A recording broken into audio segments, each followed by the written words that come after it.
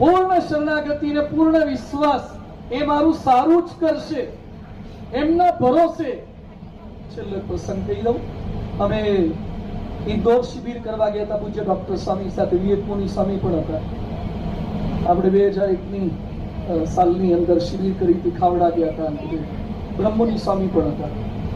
અને ડોક્ટર એક ઘરે અમે પધરામણી ગયા ખાવડામાં કે એક ઘરે ડોક્ટર સ્વામી પણ હતા. એ વખતે પધરામણી થોડી કરી શકતા હતા.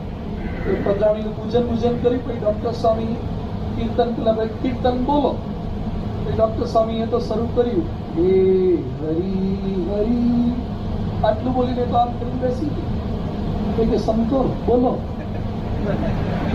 તમે બધા એકબીજા અમે જોઈએ, હે હરી હરી ભારે કરી કે તો